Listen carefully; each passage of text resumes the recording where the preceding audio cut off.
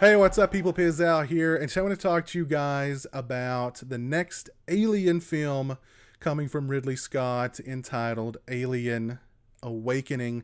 I also want to talk to you guys about a really interesting interview that Ridley Scott gave in which he discusses quite a few things alien related, including Neil Blomkamp's proposed Alien 5 project, which by all accounts, including Neil Blomkamp's, is dead in the water at this point.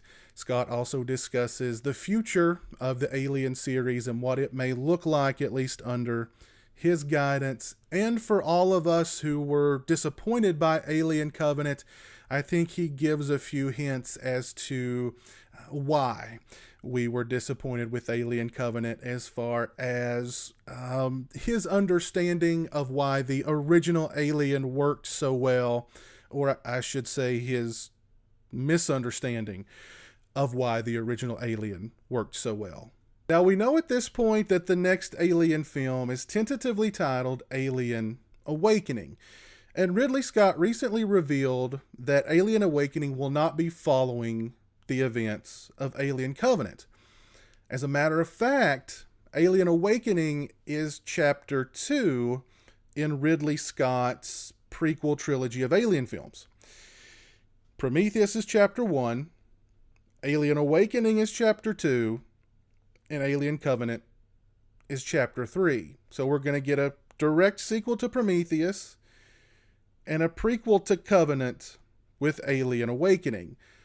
How's that for some unconventional storytelling? And already, before they've even begun shooting Alien Awakening, that film's got a pretty daunting task in front of it, not only to answer the questions posed by Prometheus, but to answer the questions left open by Alien Covenant. So that 10-year gap between Prometheus and Alien Covenant is where Alien Awakening will take place. Now, during this interview with Ridley Scott, the interviewer asks him about Alien 5, the Neil Blomkamp proposed Alien 5, and can the Alien universe, can we tell stories in the Alien universe in the past and in the present and move the series forward? To which Ridley Scott, he doesn't take any kind of responsibility for shooting down Alien 5. However, he does say that he would have acted as a producer to some capacity on Alien 5, but there was no script, according to Ridley Scott, and he felt that the only story appropriate to tell at this point in the Alien universe is about the alien. He points to the poster for Alien Covenant and says it's all about this guy. And he says that Alien, the original Alien, was basically just a B movie that was turned into an A movie because of the sets and because of the alien. And now, granted, the sets in Alien, the production design, were fantastic. The alien itself, what can you say about the alien itself? H.R. Giger's design of the alien is absolutely brilliant. It's breathtaking. It's freaky. It's just absolutely freaky. And Alien, if it had just been a guy in a bad rubber suit where you could see the zipper up the back of it, it wouldn't have been nearly as effective as that film was with Giger's xenomorph. But in that statement from Ridley Scott, I think I really gleaned from that statement what the problem was with Alien Covenant. Now, Ridley Scott also tells a really interesting story about when he was first hired to direct Alien, he watched two films, The Exorcist and Texas Chainsaw Massacre, because he wanted to learn how to scare people.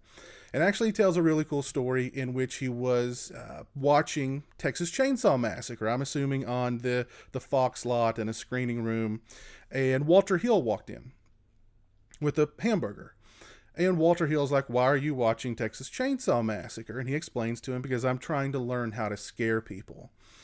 So Walter Hill sits down, he takes a bite out of his burger, and they start watching Texas Chainsaw Massacre.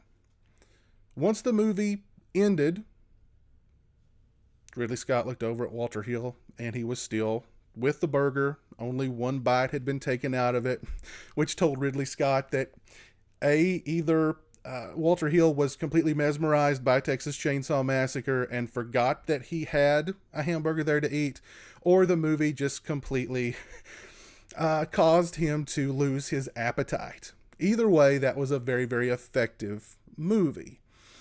And my knee-jerk reaction was, God, I wish Ridley Scott would have watched Texas Chainsaw Massacre again before he made Alien Covenant. But really, I think Ridley Scott should have watched Alien again before he watched Alien Covenant, because if he thinks the reason that Alien is the sci-fi horror classic that it is only due to the sets and the design of the alien, he's way, way off. Alien also benefited from a great cast of really well-written characters. Every character in that movie, large or small, had something about them that made them stand out, that made them memorable. Each character in that movie had a character. Each character in that movie, you were invested in. In the case of Alien Covenant, beyond David, Walter, the lead actress, and the character of Tennessee, who else is there? There's a huge cast in Alien Covenant, but beyond really those three, they're all interchangeable. Even Billy Crudup, who I think is a great actor, he just has nothing here. His character is just weak and unlikable. Also, I think Ridley Scott overlooked the fact that Alien has some of the most palpable atmosphere of any movie you've ever seen. The tension, the suspense, the sense of dread, the sense of claustrophobia that is just pouring off the screen when you watch that movie is nowhere in Alien Covenant. Not even 0.1% of that kind of atmosphere is in Alien Covenant. The sets of Alien Covenant look great. The production design looks fantastic. The aliens in the film, they look okay. The big, super aggressive alien looked pretty good. The other neomorph, the white one, I thought was really bad CGI. It reminds me of Halloween and some of the problems that happened with the Halloween sequels, in which we learned more and more and more about Michael Myers, and the more they humanized Michael Myers, the less interesting he became. He went from being a force of nature to being just somebody who has family issues. Was there anybody out there who loved the Alien films, or at least the first two Alien films? Did anybody out there, were you demanding to know about the origin of the alien? Were you demanding to know about where the alien came from, who created the alien, etc., etc.? And really, it seems like the more we're learning about the alien and who created it, the less interesting it's becoming as well, at least to me. So Alien is following the same path that the Halloween sequels walked down, that made them kind of less and less interesting as that series progressed. Ridley Scott also stated that it was all leading to, in his words, War of the Worlds. Now interpret that as you might. When I hear War of the Worlds, I'm thinking the aliens attacking Earth, or the aliens led by David attacking Earth, which leads me to want to know what you guys think the future of the Alien series holds. What would you guys like to see in Alien Awakening? And I got to thinking, what would I like to see in Alien Awakening? What's my Alien Awakening wish list. And now the number one thing on my Alien Awakening wish list would be for Ridley Scott to go back and rewatch and really analyze Alien and get an understanding of what worked in that movie other than the sets and the alien itself. Because all those other aspects of Alien that make it the classic that it is were lacking in Alien Covenant. I want good characters. I want strong characters. I want characters that I'm invested in. I want characters that I care about. I want characters that when they're in peril, I'm chewing my fingernails. Like at the end of Alien, when Ripley's trying to get off that ship while the self-detonation is counting down. I want to see more of a payoff for Prometheus. I want some of those questions answered. And I think Covenant left the door open for those questions to be answered. The engineer planet that David went to, they can say that that planet was not the engineer planet, but that was a planet that the engineers had created much like Earth, and those beings on that planet, those were, humankind version 2.0. So before David went there and destroyed them, they actually did go to the engineer planet, and maybe they learned something from the engineers. They developed some sort of understanding as to why the engineers wanted to destroy us, why the engineers wanted to create us in the first place. I want more out of the relationship between David and Shaw. I thought Shaw was such a great character in Prometheus that I would love to see more of their relationship in Awakening, and David's love for her develop to the point where he sacrifices her to be the mother of the aliens. And I want to see how that comes about, and I want to see David struggling with that, and I want to see David breaking down because he sacrificed this woman that he loved to be the vessel through which his creation would come into being.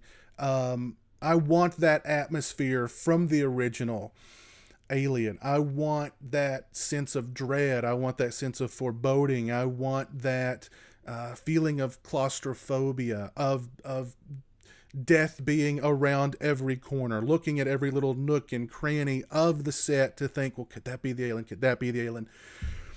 That is so much more powerful to me than just the alien jumping out and killing somebody. There's a lot I would like to get out of Alien Awakening. Yet at the same time, I don't want to get my hopes up too high. I don't want to hype myself up for the movie because I felt like I had done that going into Covenant, and I walked out very, very disappointed. And, my expectations for the next Ridley Scott Alien movie are really low. And I never thought I would say that. Those are words I never thought I would utter. My anticipation for the next Ridley Scott Alien movie, they're very, very low. My expectations are very, very low. But let me know what you guys think. If you have an Alien Awakening wish list, let me know what it is down in the comments section below. Is there something in Alien Awakening that you would like to see? Is there a question from Prometheus or from Covenant that you would like to see Awakening answer? Let me know down in the comments section below. If you like this video, please leave it a thumbs up. If you're not following me on social media, those links are in the description. They're also right around here. As always, thanks so much for watching. I really appreciate it. Take care, and until next time, peace.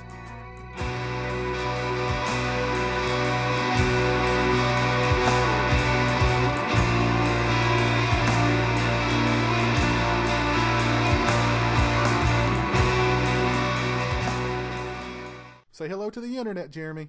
Hello to the internet.